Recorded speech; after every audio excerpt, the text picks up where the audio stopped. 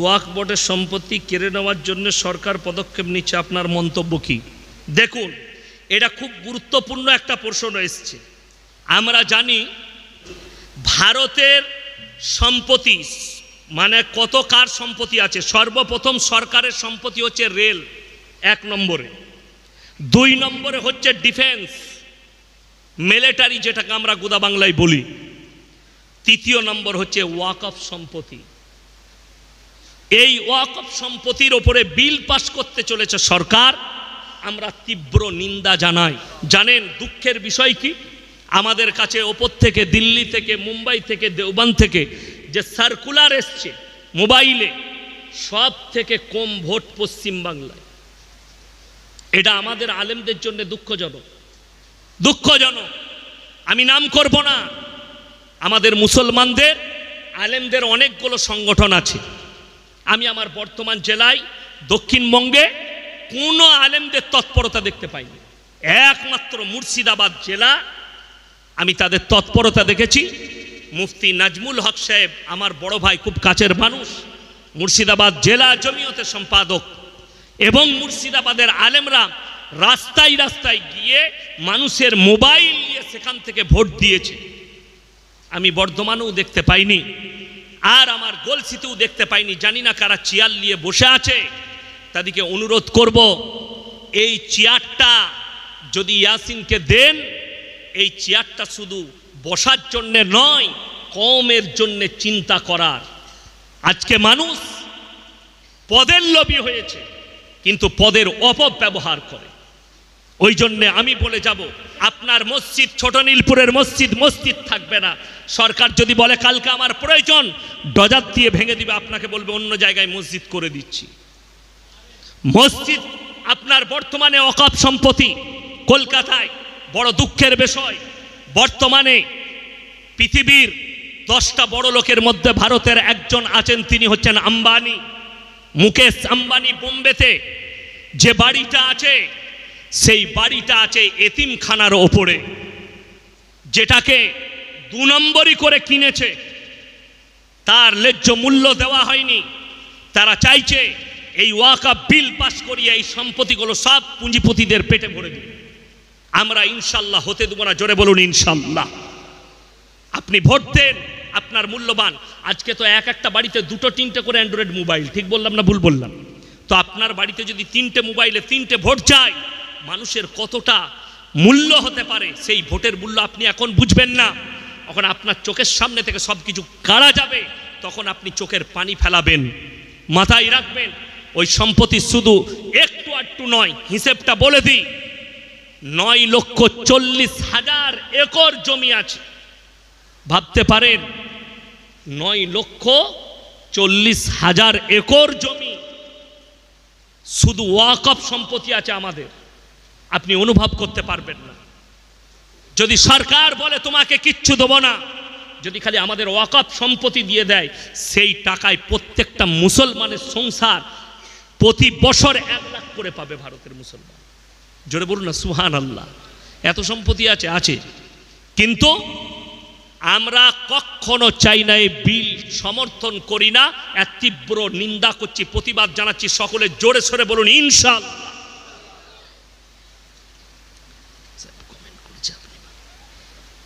হুজুর সাহেব কমেন্ট করেছে, আপনি বাংলাদেশে কবে আসবেন হুজুর? আপনি হক কথা বলেন।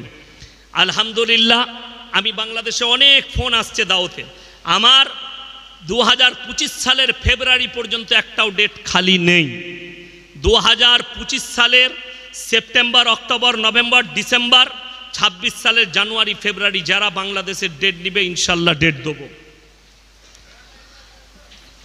হুজুর আপনার দোয়া কবুল হয়েছে। হাসিনা পদত্যাগ করেছে, এই বিষয়ে কিছু বলুন। কি বলবো? আল্লাহ দেখুন, জালিমদের যতজন পৃথিবীতে জালিম এসছে, আল্লাহ তাদেরকে ধ্বংস করেছেন। ফেরাউন ধ্বংস হয়েছে না টিকে আছে? কথা বলেন। ফেরাউন চেয়েছিল মুসাকে ধ্বংস করতে, আল্লাহ তাকে ধ্বংস করে দিয়েছে। ফেরাউন চেয়েছে মুসাকে মিটাতে, আল্লাহ তাকে মিটিয়েছে। নমরুদ চেয়েছে ইব্রাহিম নবীকে জ্বালাতে, আল্লাহ তাকে মিটিয়েছে। জোরে বলুন সুবহানাল্লাহ। হাসিনা চেয়েছে বাংলাদেশের আলেমদিকে শেষ করতে, আল্লাহ তাকে দুপুরের ভাতটাও খেতে দেয়নি। এর থেকে বড় রব আপনার সিজদায় পড়ে কাঁদা দরকার, আল্লাহ তাকে দুপুরের রান্না ভাতটাও খেতে দেয় নাই, দেশ ছেড়ে পালাতে হয়েছে। জোরে বলুন সুবহানাল্লাহ। ভারতে তিনি আশ্রয় নিয়েছে, জানি না কোথায় আছে, ভারতে আছে না বিদেশে আছে, যেখানেই থাকুক আল্লাহ কিন্তু রেহাই দিবেন না।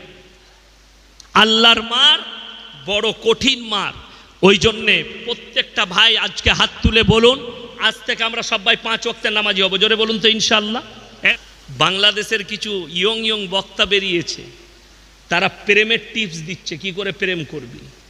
একজন আছে, তার নাম হচ্ছে আবরারুল হক আসিফ। আমি খালি বাংলাদেশে যাই, ওরা বুঝতে পারবে কার পাল্লাই পড়েছি।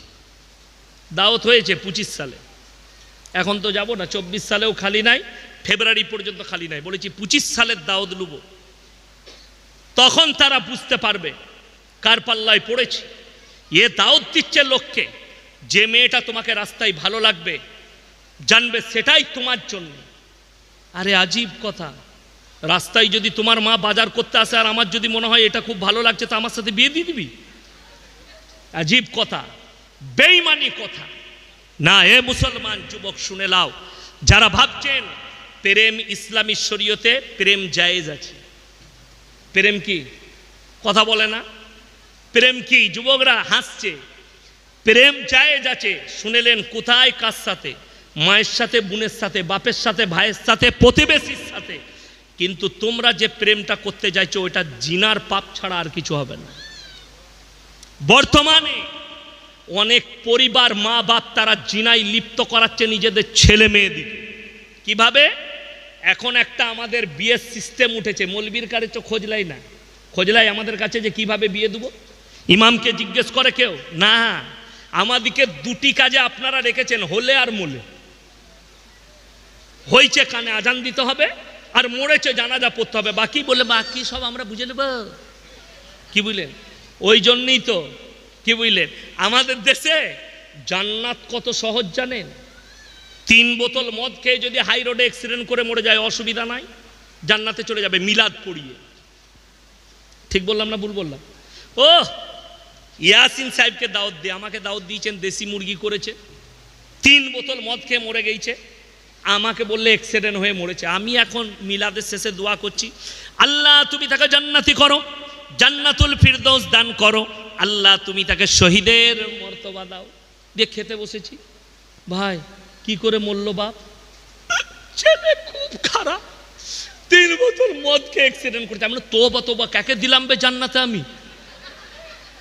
বড় কষ্টের বিষয়। তো হুজুর আগে মার খাবে না? খাবে না? আগে আমাদের মতো হুজুরকে মারবে। বড় কষ্টের বিষয়। আপনি মনে করছেন হুজুরকে হায়ার করে মাতালকে জান্নাতে পাঠাবো? আমি বলেছিলাম এক জায়গায় যে আমাদের বর্ধমান জেলায় এমন একটা গ্রাম আছে যে প্রত্যেক ঘরের সামনে একটা করে ঢিপি। ঘরে জামাই এইছে, সে রাতের বেলায় বউকে বলছে, হ্যাঁ গো তোমাদের ঘরে পিসাবখানা নাই? বলে না। মুতবো কোথায়? বলে যেখানে পারবে মুতো। দে বলছে এগনেতে ওই কোনটাই মুতে দিই? বলে না, ওখানে একজন পীর সাহেব আছে। সে গেছে এগনের বাইরে, বলছে না ওইখানেও একজন পীর সাহেব। মানে সব জায়গায় একটা করে ঢিপি। জামাই বললে শালা গায়ে থাকবই, সে রাতের বেলাতেই পালিয়ে গেছে। গোটা গায়ে পীর শুয়ে আছে, বলছে মুতবো কোথা। এই হচ্ছে তাদের হাল। আচ্ছা শুনেন, আমি কিন্তু পীর বিরোধী নয়, বাস্তব কথা বলছি। মক্কা থেকে মদিনা, শুনেলেন সব থেকে দামি ওলিরা পৃথিবীর মক্কা মদিনায় শুয়ে আছে, ঠিক কিনা? হাজরতে উমর, হাজরতে আবু বকর, হাজরতে উসমানে গনি, হাজরতে শোয়েবা, হাজরতে লুতবা, আল্লাহ রসুল সাল্লাল্লাহু আলাইহি সাল্লামের চাচা যান, আর 70 জন সাহাবীর কবর উহুদের প্রান্তরে ব্যারিকেড দিয়ে ঘেরা আছে। হাজরতে আমির হামজা রাদিয়াল্লাহু তাআলা আনহু শুয়ে আছেন। তিনাদের মাজার নাই, আমাদের দেশে ভণ্ডদের মাজার। এই বর্তমান জেলায়, এই বর্তমান টাউনে, আমি জায়গার নাম করব না, বাপ পীর ছিল, মাজারে তাবিজ লিখতো। বাপ মরে গেল, বেটা মরেতে রোডের ওপরে লটারি বেচতো, বেটা এখন পীর হয়েছে। লটারিওয়ালা যদি পীর সাহেব হয় তাহলে আমাদের আর কোনো মূল্য নাই। আছে? বড় কষ্ট লাগে। আমাদের বর্তমান জেলাতেই আছে, 2 পায়ে খুঁড়া, হাত পা লাড়তে পারে না, বিড়িটা অন্যজন খাইয়ে দেয়, সে হারাম করে আবার লোককে ভালো করে। তাবিজ দিয়ে। সে নিজেকে ভালো করতে পারছে না, এর থেকে দুঃখ আর কিছু আছে? ওই জন্যে মাজার ভেঙেছে, এতে দুঃখর কিছু নাই, আলহামদুলিল্লাহ। বর্তমান প্রধানমন্ত্রী ডাক্তার ইউনূস দারুণ কাজ করছেন, এই বিষয়ে আপনার বক্তব্য কি? সব থেকে আমাকে ভালো লেগেছে, ডাক্তার ইউনূস বলেছে যতগুলো মাদ্রাসা মসজিদ আছে তাদের সমস্ত কারেন্টের বিল ফ্রি, এবং সেখানে 1 সেপ্টেম্বর থেকে যতগুলো গেম আছে, ফ্রি ফায়ার থেকে শুরু করে যত গেম, সেগুলো নিষিদ্ধ করেছেন। আর একটা তারিখ দিয়েছেন, সেই তারিখ থেকে বাংলাদেশের পর্নো সাইটকে অফ করে দেওয়া হবে, পর্নো কেউ দেখতে পাবে না। জোরে বলুন সুবহানাল্লাহ। বড় কষ্ট লাগে, আমি তেনাকে দোয়া দেব, সাধুবাদ দেব। ছাত্র আন্দোলন জীবন দিল আবু সাইদ যুগ্ন, এদের কি শহীদ বলা যাবে? যদি সে দেশের স্বার্থে, দিনের স্বার্থে যদি জান দিয়ে থাকে এবং সে যদি মুমিন ব্যক্তি হয়, অবশ্যই তিনি শহীদ। একজন ইমানদার যদি দেশের জন্য প্রাণ দেয়, তাকে শহীদ বলা যাবে। মহিলাদের পর্দার ব্যাপারে বলুন। পর্দা রেখেছো যে বলবো? সব তো ছিঁড়ে শেষ।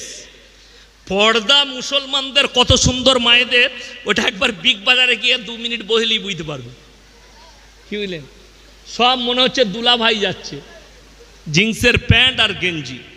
শুনেলেন আমার মায়েরা, আমি শেষ বলছি, কোরআনে আছে ওয়াদরিব খুমুরিহিন্না আলা জুনুবিহিন, হে নারী তুমি পর্দা নির্ধারিত করো, তোমরা কোনোদিন ধর্ষিতা হবে না, তোমরা কোনোদিন লাঞ্ছিত হবে না। একটা মিডিয়া আছে, সে এবিপি একজন অ্যাঙ্কার, তার নাম হচ্ছে রুবিকা লিয়াকত। একে যদি কেউ মুসলমান ভাবেন, ই হচ্ছে কাফের এবং বেঈমান। একে যে মুসলমান ভাববে তার ঈমান চলে যাবে। এ একটা প্রোগ্রামে একজন মুসলমানকে জিজ্ঞেস করছে, সাধারণ ছেলেকে, कुरान में कहाँ लिखा है पर्दा के बारे में, कुरान में कहाँ लिखा है हिजाब के बारे में? तुझे कौन बोला कि तू हिजाब पहन ले, तू तो नंगा घूम ले, ये हमारे क्या, हमसे क्या फर्क पड़ता है? लेकिन अगर पुश्ती हो, अगर हिम्मत है तुम लोग में, तो एक मर्तबा हमारे जैसा बाप के बेटा मौलवी से बैठ के दिखाओ, फिर तुमको हम छट्टे के दूध याद दिला देंगे इंशाल्लाह। तुम तो किससे बैठती हो और किससे सवाल पूछती हो? उसको तो इस्लाम के बारे में कुछ पता नहीं। और कुरान कहता है वद्रिब खुमुरिहिन्ना अला जुनूबिहिन, हे नारी, हे औरत, तुम अपने आप को ढाक लो। महिलारा তোমরা নিজেদিকে ঢেকে লাও, তোমরা কোনোদিন ধর্ষিত হবে না, লাঞ্ছিত হবে না। বড় কষ্ট লাগে। পর্দা শুনেলেন, সব থেকে বেশি মায়েরা জাহান্নামে যাবে বেপর্দাহির কারণে।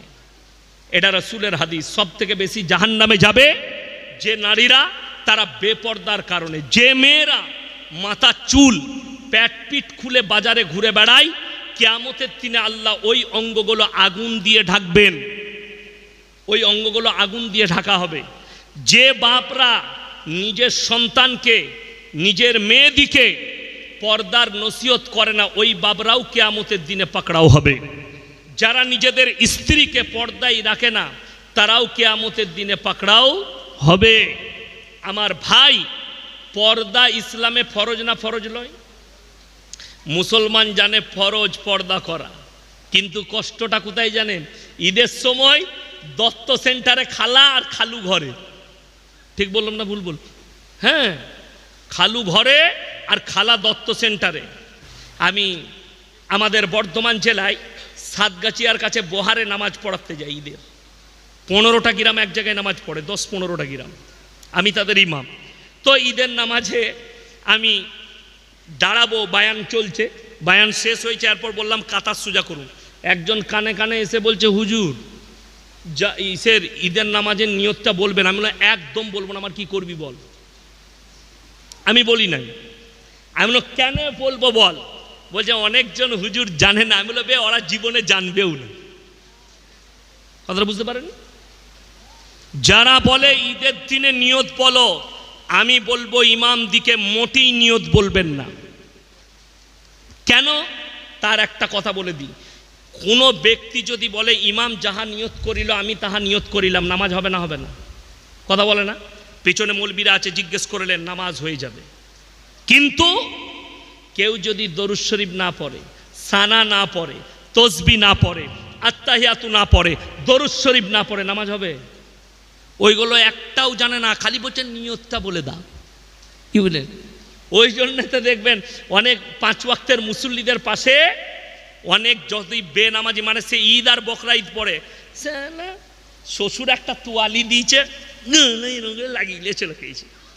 স্টাইল কি, জামাটাও শ্বশুরের, আন্ডার প্যান্টও শ্বশুরের, লুঙ্গিও শ্বশুরের, দিয়ে একদম 5 ওয়াক্ত সালা আতর লাগাচ্ছে, একদম 96 মজমুয়া। নিয়ত বেঁচে আল্লাহ আকবার, ইমাম সাহেব হাত যাচ্ছে, ও এনুর তাকাচ্ছে, কি করছে বেড়া, ও চালাচ্ছে। ওরা 3 বার করেছে, ও 5 বার চালাইছে। জানি না তো চালাবে কি করে, কেন? ও তো আর কোনোদিন আসবে না, খালি ঈদ আর বকরা ঈদ, আর জীবনে নামাজ পড়ে না। আমাদের দেশে 3টে কোয়ালিটির নামাজি, এক হচ্ছে 5 ওয়াক্তের, আর এক হচ্ছে জুম্মার, আর এক হচ্ছে ঈদ আর বকরা ঈদের। এই 3টে কোয়ালিটির নামাজি যারা বেনামাজি আছেন, আল্লাহর ওয়াস্তে শুনে যান। আমাদের সমাজের অনেক লোক বলে, ইমাম দিকে বলে, ইমামরা যদি বলে ভাই তুমি নামাজ পড়ছো না, তুমি তো ভালো লোক, কি বলে জানেন? আমার মতো লোক নাই, সত্যিকারই লোকটা ভালো, অনেক উপকার করে, বড় উপকার করে, কিন্তু নামাজ পড়ে না। সে বলে আমি নামাজ না পড়তে পারি, কিন্তু আমার মতো ভালো লোক আপনি পাবেন না। এরকম লোক আছেন, সত্যিকারই ভালো লোক আছে, কিন্তু নামাজ সে পড়ে না, সে বলে নামাজ পড়ি না। তাদের জন্য এই উপদেশটা, যারা বেনামাজি আর বলেন আমি ভালো লোক, আমি নামাজ পড়ি না, তা কি হয়েছে? তারা শুনেলেন তার বদলা আল্লাহ তাদেরকে দুনিয়াতে দিবেন। কোরআন খুলেন, কিয়ামতের দিনে সেই লোক কটা কেমন ভাবে ফেরে পড়বে। জান্নাতীরা যখন জান্নাতে প্রবেশ করবে, আর জাহান্নামীরা যখন জাহান্নামে প্রবেশ করবে, জান্নাতীরা তাদেরকে দাঁড় করাবে, ফি জান্নাতি ইয়াতাসালুনা আনিল মুজরিমিনা মা সালাকাকুম ফি সাকার। তোমরা কেন জাহান্নামে যাচ্ছে? তোমরা বলতে তো আমরা ভালো লোক, তোমরা বলতে আমাদের মতো লোক নেই, আজকে তোমরা জাহান্নামে যাচ্ছ। তারা 1 নম্বর উত্তর যেটা ছুড়বে জান্নাতীদের কাছে, সেটা হচ্ছে ক্বালু নামলাকু মিনাল মুসাল্লি, আমরা মুসল্লিদের মধ্যে ছিলাম না, নামাজি ছিলাম না, তাই আল্লাহ আমাদেরকে জাহান্নামে পাঠিয়েছে। ওয়া কুন্না নাকুদু ওয়া কুন্না নুকাজ্জিবু, কি আছে,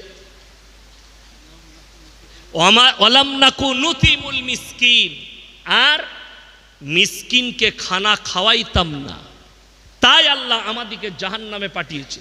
মায়েরা ভালো করে শুনবেন, ভাইয়েরা, আপনাদের পাড়ায় ভিখারি আসে না? আসে না? কোন ধর্মের দেখেন না?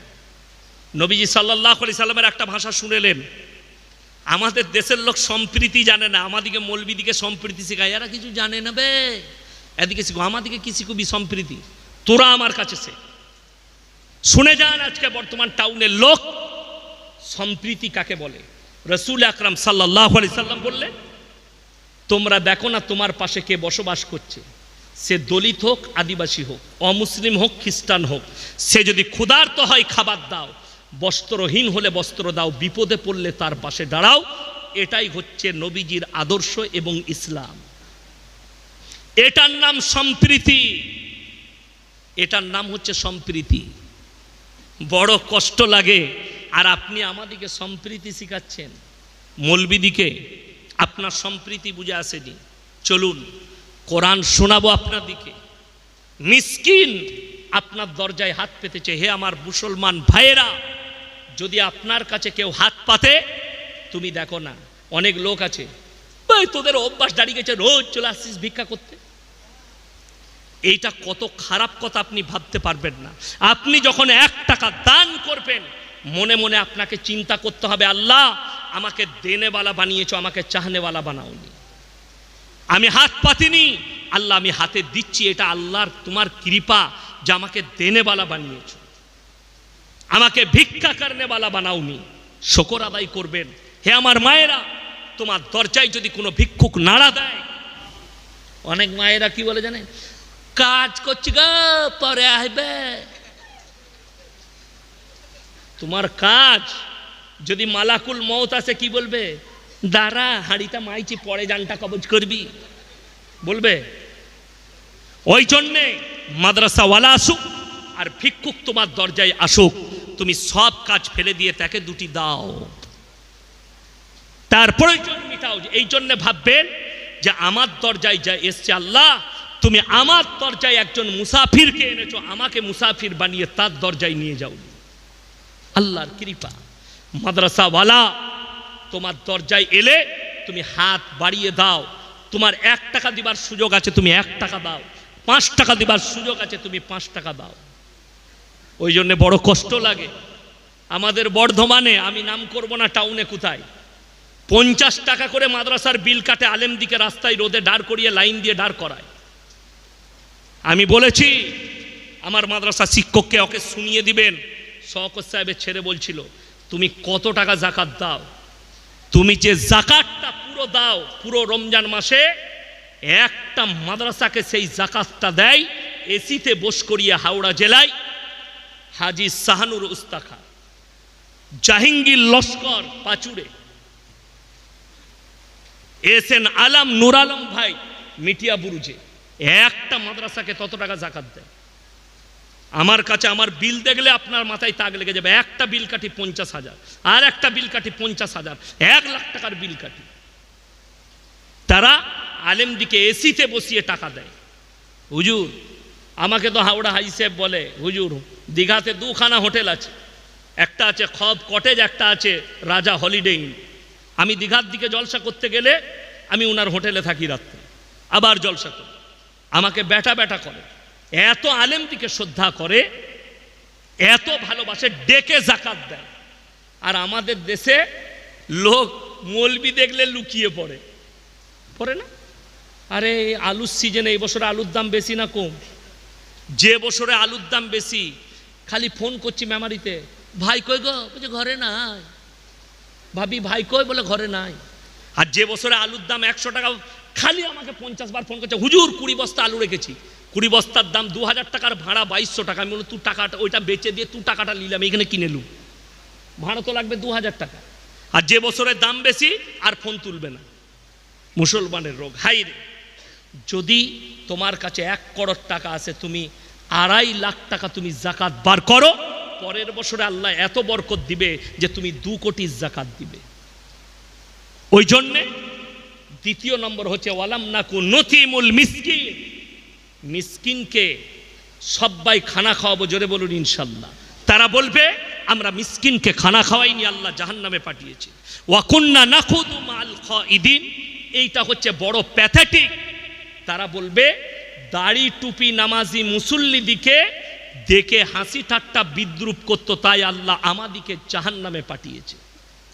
অনেকজন দাড়িওয়ালাকে দেখে, টুপিওয়ালাকে দেখে, আমাদের মতো মৌলবীকে দেখে চায়ের দোকানে বসে হাসি ঠাট্টা মজাক করে, মজাক উড়োয়, ভিখারি বলে। তারা শুনে নাও, তাদের জন্য তারা বলবে ওয়ালাম নাকু নতিমুল মিসকিন ওয়াকুন্না নাখুদু মাল খাইদিন।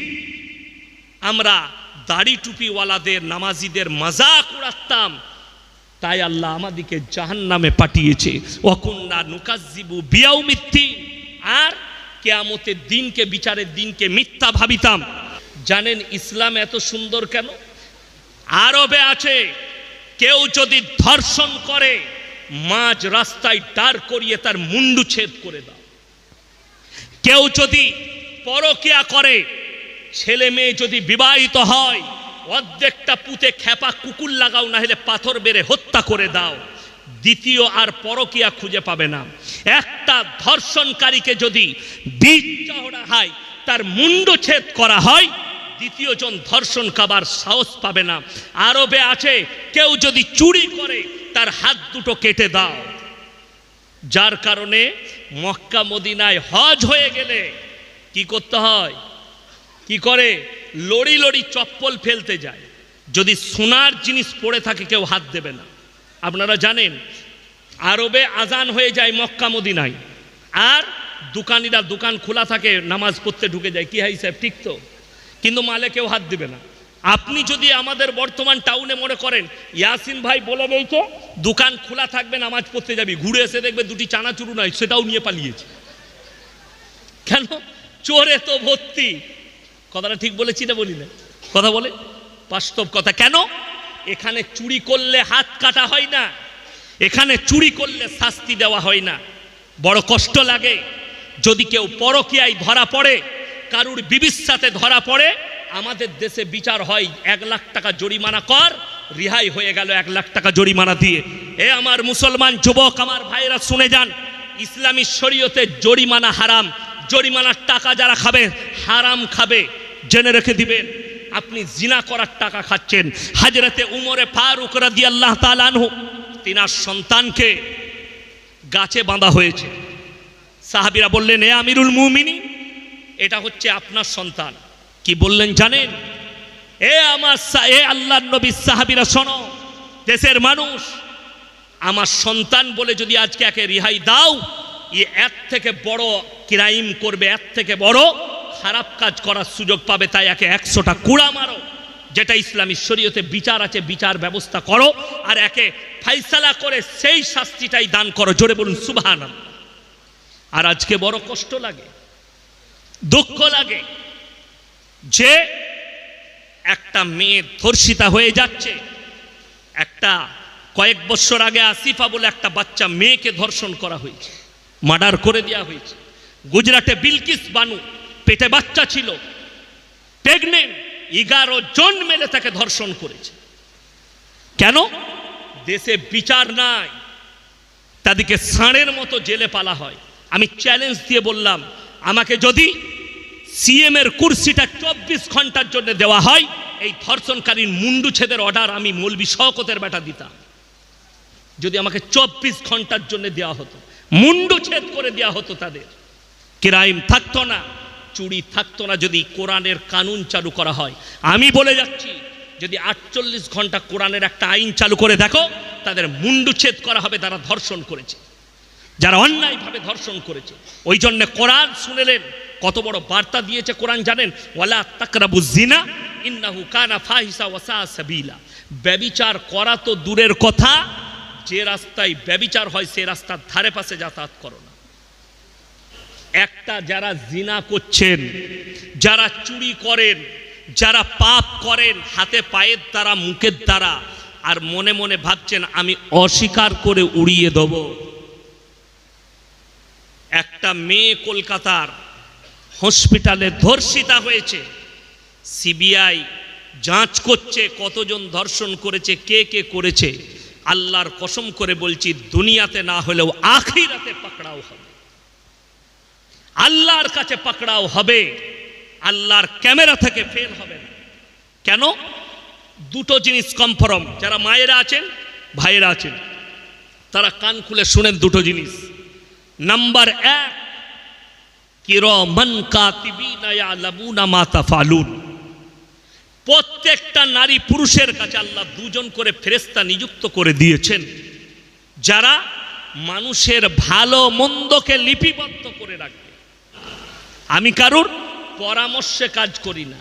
আজকে দুঃখ একটাই লাগে, অনেক মানুষ আছে, এখানেও থাকতে পারেন, আমার বয়ান শুনতে এসছেন, অনেক মানুষ থাকতে পারে, অনেকজন মনে করে এই মৌলবিটা মনে হয় পীর বিরোধী মৌলবি।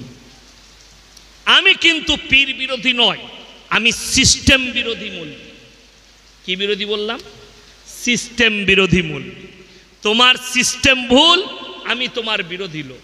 আমি মোবাইলে রেকর্ডিং করেছি, ফেসবুকে অ্যাড দিয়েছে, কলকাতার অমুক বাবা, নামটা তার করছি না, কি হয়েছে বলছে, প্রেমের ব্যর্থতা থেকে যদি কেউ ব্যর্থ হন, 24 ঘন্টার মধ্যে সফলতা।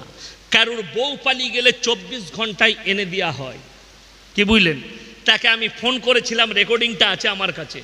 আমি বললাম, আচ্ছা হুজুর, আমাকে আয়াতুল কুরসিটা শুনান তো। সে বললে, কে বে তু? আমি বললাম, হুজুরের ভাষা যদি এত সুন্দর হয়, তাহলে তার তাবিজ কত ভালো হবে। কথাটা বুঝতে পারেননি? আমি বললাম যে স্যার, ভাইজান আয়াতুল কুরসি শোনাও। সেটা পারলো না। আমি বললাম, আমি একটা মেয়েকে ভালোবাসি, তা আমাকে তাকে লাগবে, নাম বলো। আমি একটা ফিল্মের নায়িকার নাম বললাম, আমাকে বলছে, ভাই মজাক করছিস আমার সাথে? আমি বললাম, মজাক লয়, সিরিয়াস, আমি তাকে বিয়ে করব, তোমাকে এনে দিতে হবে। বড় কষ্ট লাগে, দুঃখ লাগে। বলছে 24 ঘন্টায় এনে দিতে পারবো, গ্যারান্টি সহকারে। আমি তো বলেছি আমাদের দেশের প্রধানমন্ত্রীজিকে বলবো দেশের টাকা যারা নিয়ে পালিয়েছে এ মাল কটাকে হায়ার করুন, এরাই এনে দিবে 24 ঘন্টায়। কথাটা বুঝতে পারেননি? এই হারামখোরদিকে ঝাঁটা মারার লোক নেই, সমাজকে ধোকার প্রতারণায় ভরিয়ে দিয়েছে। আপনার বাচ্চা হচ্ছে না, আল্লাহর কাছে কেঁদে কেঁদে চান, আল্লাহ সন্তান দান করো। দেনেওয়ালা, সকলে বলুন দেনেওয়ালা কে? আরো জোরে বলুন কে? একমাত্র আল্লাহ রাব্বুল ইজ্জত হচ্ছেন দেনেওয়ালা, সন্তান দেনেওয়ালা আল্লাহ। হায়াত, মত, ভালো মন্দ, কল্যাণ অকল্যাণের মালিক সকলে বলুন কে? একমাত্র আল্লাহ রাব্বুল আলামিন। আমার ভাই, আমার বলার উদ্দেশ্য, ধোঁকা, প্রতারণা, প্রবঞ্চনা যে যাই করছে আমার আল্লাহর কাছে কিন্তু কিয়ামতের দিনে ধরা পড়বে।